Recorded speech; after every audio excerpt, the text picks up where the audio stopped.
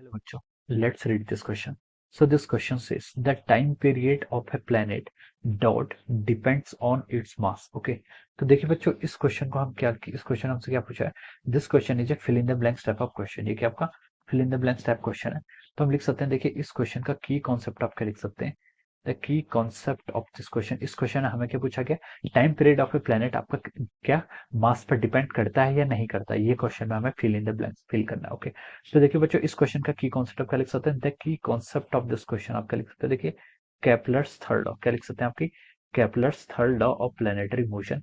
Kepler's third law of planetary motion is the key concept of this question. Okay, तो देखिए बच्चों Kepler's की third law of planetary motion क्या बोलती है.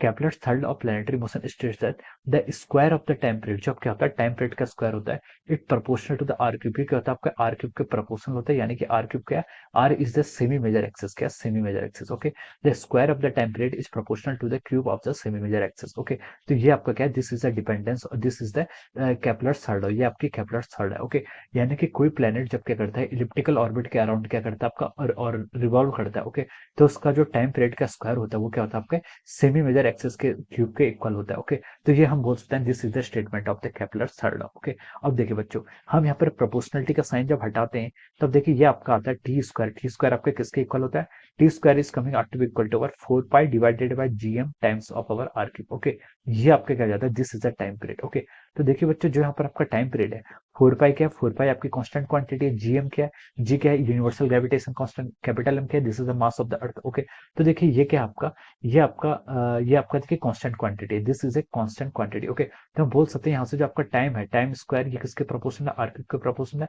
तो देखिए ये आपका क्या है, जो आपका प्लेनेट का मास है, प्लेनेट के मास से क्या रहता है आपका इंडिपेंडेंट रहता है. क्या रहता है यहाँ पर, this is independent of the mass of the planet. Okay, यहाँ पर देखिए हम बता सकते हैं, देखिए 4 constant, pi constant, G universal gravitation constant, M क्या mass of the sun, this is also constant. Okay, तो आपका जो टी स्क्वायर होता है ये आपका आर स्क्वायर के क्या आता है, T square is proportional to over R cube. Okay, तो हम बता सकते हैं कि आपके ये प्लेनेट के मास से क्या रहता है आपका इंडिपेंडेंट रहता है. ओके, तो क्वेश्चन में हमसे बोला है कि the time period of a planet क्या लिख सकते हैं, does not depend upon its मास. वो प्लेनेट के मास से क्या रहता है, डिपेंड नहीं रहता है. यहाँ पर जो आपका कैपिटल एम है, capital M this is the mass of the sun, ये क्या आपका सन का मास है. ओके, तो हम लिख सकते हैं इसमें जो आपका फिल इन द ब्लैंक्स होगा वो क्या होगा आपका, इट डज नॉट, क्या लिख सकते हैं, it does not depend upon its mass. Okay, mass से क्या रहता है इसके, इस पर डज नॉट यानी कि इंडिपेंडेंट ऑफ द मास रहता है. Okay, so this will be the correct fill in the blanks. Okay, the time period of planet does not depend on its mass. Okay, उसके mass से independent रहता है. Okay, so this will be the answer of this question. Okay, so I hope you all understood this concept. All the best and thank you so much.